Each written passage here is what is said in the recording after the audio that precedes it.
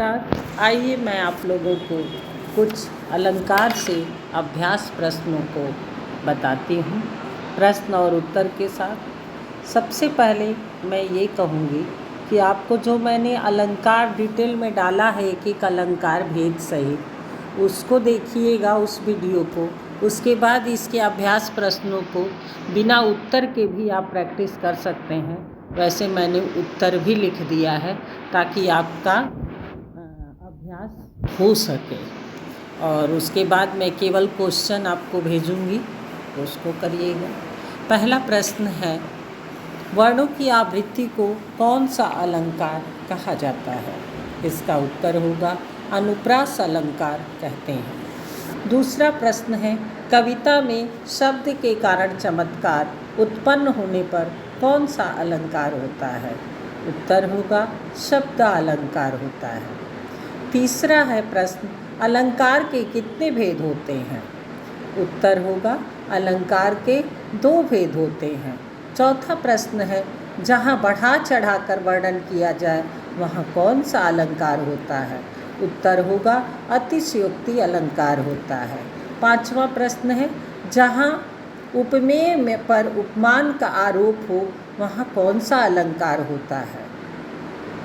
जहाँ उपमेय में उपमान का आरोप हो वहाँ कौन सा अलंकार होता है? रूपक अलंकार होता है। जब प्रस्तुत में अप्रस्तुत की संभावना की जाए वहाँ कौन सा अलंकार होता है? उत्प्रेक्षा अलंकार होता है। यमक अलंकार किस प्रकार का अलंकार होता है? उत्तर, यमक अलंकार शब्द अलंकार होता है। 9वां प्रश्न है, जहाँ प्रकृति के जड़ तत्वों पर मानवीय भावनाओं का आरोप हो वहाँ कौन सा अलंकार होता है? उत्तर होगा मानवीकरण अलंकार होता है। 10वां प्रश्न है, जहाँ एक शब्द 2 या 2 से अधिक बार आए तथा उसके अर्थ भिन्न हो वहाँ कौन सा अलंकार होता है? उत्तर होगा यमक अलंकार होता है। वह जिंदगी क्या जिंदगी जो सिर्फ अपनी सी बहे, पंक्ति में कौन सा अलंकार है? उपमा अलंकार है। नदी तट से लौटी गंगा नहाकर सुवासित भींगी हवाएं में कौन सा अलंकार है? मानवीकरण अलंकार है। वन शारदी चंद्रिका चादर ओढ़े, पंक्ति में कौन सा अलंकार है? रूपक अलंकार है। जितनी तुमने तारे उतने नहीं गगन में तारे, पंक्ति में कौन सा अलंकार है? यमक अलंकार है।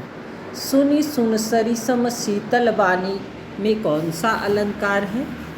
इसमें उत्प्रेक्षा अलंकार होगा क्योंकि सम का उल्लेख हुआ है। तो मैं चाहूँगी कि सबसे पहले आप अलंकार का वीडियो सुनिएगा, उसके बाद ये जितने मैंने 15 अभ्यास प्रश्न दिया है उसको सुनिएगा, तो आपका अलंकार कुछ हद तक आपको समझ में आ ही जाएगा। और फिर मैं कुछ क्वेश्चन केवल दूंगी, उसका आप अभ्यास करिएगा, अपने से उसको सॉल्व करिएगा, उत्तर लिखिएगा, तो फिर आपका अलंकार पूरी तरह से कंठस्थ और समझ में आ जाएगा। धन्यवाद। फिर मिलते हैं हिंदी शिक्षण में अगले वीडियो के साथ।